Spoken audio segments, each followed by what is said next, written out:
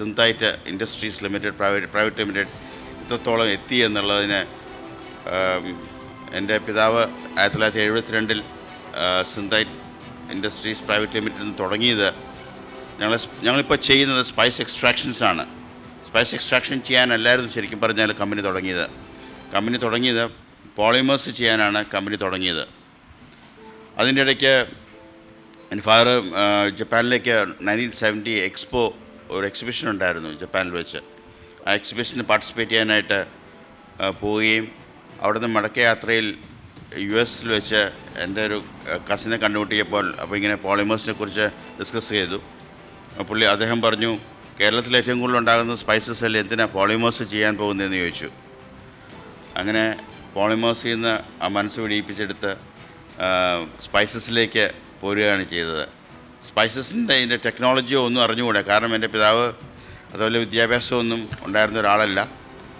It's only 10th standard, but by God's grace I should say അവിടുന്ന് ഉയർച്ചയിലേക്ക് വന്നതിൻ്റെ കാരണങ്ങൾ ഞാൻ ഓരോന്നോരോന്നായി പറയാം. 1972 CFTRAയിൽ ഈ ടെക്നോളജി അവർ ഞങ്ങൾക്ക് തന്നു.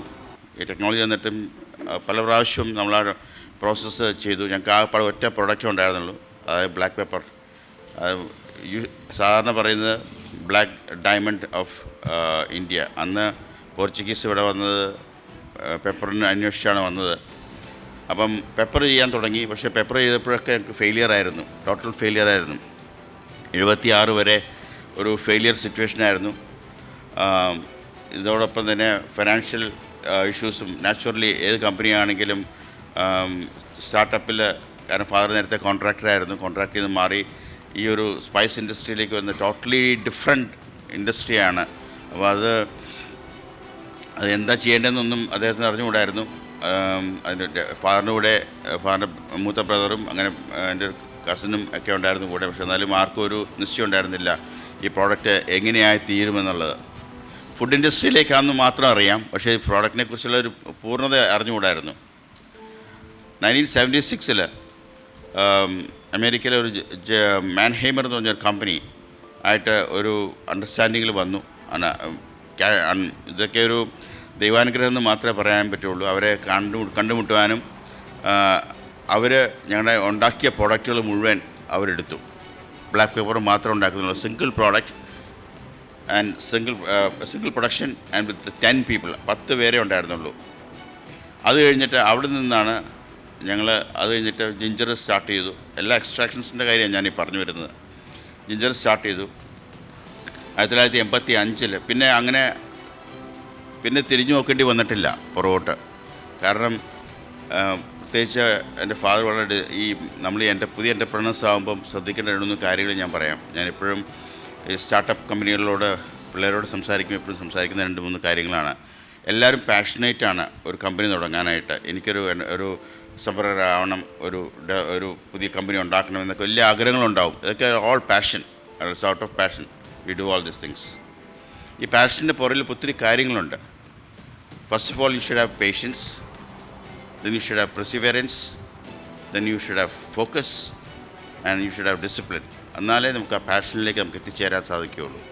പലപ്പോഴും പ്രശ്നങ്ങൾ വരുമ്പോൾ നമ്മളത് ഇട്ടെറിഞ്ഞുകൊണ്ട് പോകും. അല്ലെങ്കിൽ അത് ഇപ്പോൾ ബാങ്കിൻ്റെ അടുത്ത് ലോൺ എടുത്തിട്ടുണ്ടെങ്കിൽ അതിൻ്റെ ടെൻഷൻ ഒരു വശത്ത്. പക്ഷേ അതിനേക്കാൾ ഉപരിയായിട്ട് യു ഷുഡ് വർക്ക് ടുവേർഡ്സ് ആ ഒരു സക്സസ് സ്റ്റോറി ഉണ്ടാക്കാനായിട്ടുള്ള ഒരു അവസ്ഥയിലേക്ക് നമ്മൾ കുതിക്കണം. അല്ലാതെ നമ്മൾ പുറകോട്ട് മാറി നിന്നിട്ടുണ്ടെങ്കിൽ ഡെഫിനറ്റായിട്ടും ഞാൻ പറയാം ആ കമ്പനി മുന്നോട്ട് പോകത്തില്ല.